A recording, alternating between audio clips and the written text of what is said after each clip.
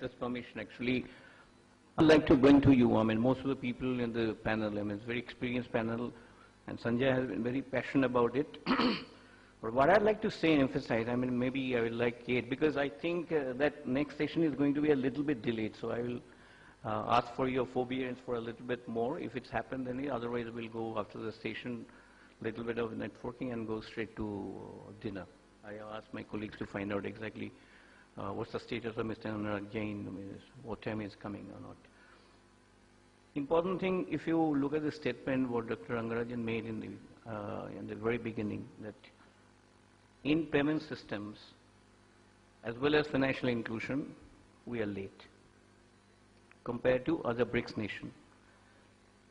If you consider the amount of cash management that our government is spending is roughly about 12% compared to average of 6% by the BRICS nation. I'm not talking about the developed nations. If you compare, the Payment Systems Act came into Brazil in 1999. It was the beginning of the story. The success story what Brazil has been able to do. In fact, that we are trying to emulate that fit, but only you have to understand that 19 crore vis-a-vis 1.2 billion people is almost will be touching in the next 5-6 years time. The Chinese population probably will overtake them. So 5 times of that magnitude, and it's a less developed economy. Although GDP ranking wise we are probably ahead of Brazil, but per capita GDP is pretty low.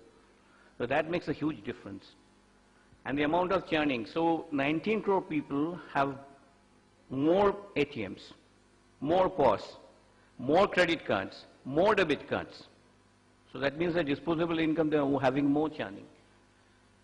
And if we consider 1999 to 2005-06, when Bolsa Family and all this structured program by the government was ushered in the form of incentives, that you, mother, bring your child to your clinics so that I'm investing in my future asset of the nation. You don't spend, you don't crowd my clinics, so I save money.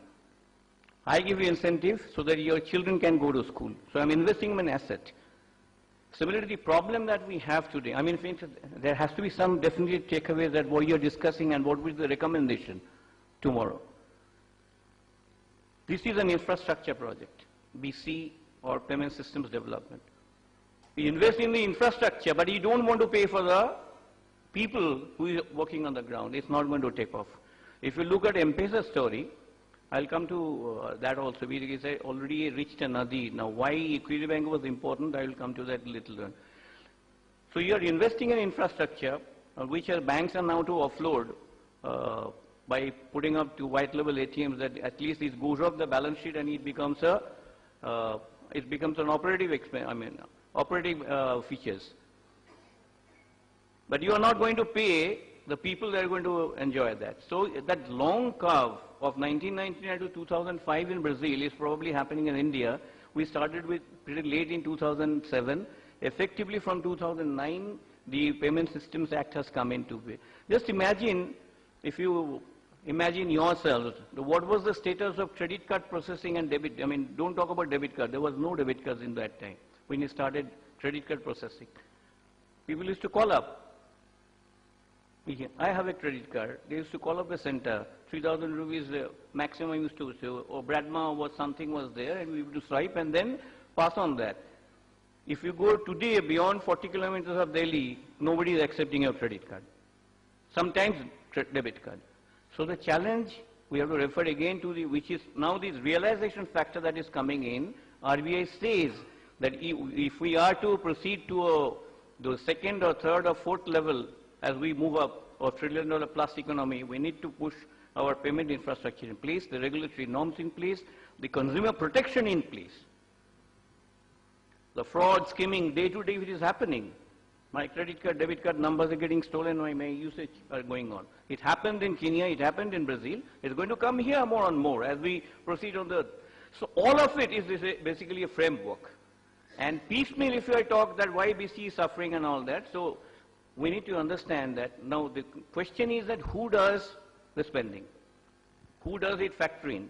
Is it Sanjay's, I think his black hairs is, I mean almost every 3 months I count that hairs is getting grey. Is it Sanjay is a liability that I have to fund this infrastructure payment? So shoulder the factor in the cost, then he will never make money. And at certain point of time, he will find some more profitable. It's the government owners to pay for this infrastructure. Payment infrastructure is as good as any infrastructure. And if banks continue to count on their balance sheet that I spend billions of rupees to make this infrastructure, then it's not going to work out. So today, when DBT is, probably it is going to happen, it's still a vex because somebody is saying that, I mean, there is a lot of, federal laws, state laws. We have a very high productivity area in MP and Chhattisgarh. In Food Security Act, it's coming, DBT plus food security plus something, so all of it is coming. The government, whichever the government comes, cannot do away with this in this manner or that manner.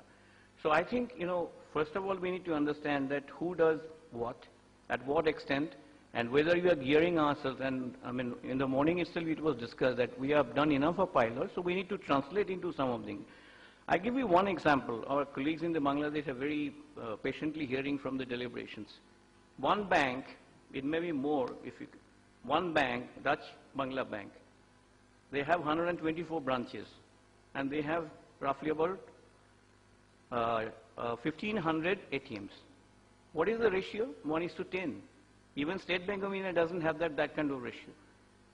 And they have started giving the mobile interact that if you have a PIN, you can draw your money. How many banks are doing it here? So let us learn from some innovations wherever it happened in many other countries. So innovativeness is also driving that inclusion factor. So I can go on because fortunately I'm having almost 50 reports daily coming in from all over across the world. I will conclude M-Pesa story. Everybody is talking about M-Pesa and all that. But the problem in Nairobi is that it has stuck to a point now. Now they are thinking in terms of remittances galore because they have already, in Uganda also, it probably can correct me, I mean, although Mastercard is doing phenomenally good here, because that propulsion, that shrubbing factory is coming in Africa, people have got a taste of plastic, more and more, in the cities at least. They have put a transaction cost. Probably India also likely to do at a certain point of time, may not be right now. And there is a furor, because there will be loss of money. And government says, you have made enough money, so I am going to tax you. All transactions will be taxed now at a certain percentage. So that will come at a certain point of time. But what is happening now, they have started thinking that remittance is not enough. We need to do something more. We need to have more bank account, more something. So that's why M-Pesa ran into M-Kesho. And Equity Bank was a head starter, so they are making billions of, all their cooperatives and workers are coming together and making it happen. So these are I'm not talking about G-Smart and other things. They got in a little bit of jam. John was to come here. He used to talk about Filipino experience. Somebody is stuck in Dubai today. So, you have to continually see that instead of copying, pasting something, we need to be innovative in our own backyards also. And it's a matter of time that all these loose ends are going to come together so that we can lift forward to a more stable system. The only good thing was that the regulators, the banks, the stakeholders are now trying to sit together and come out with.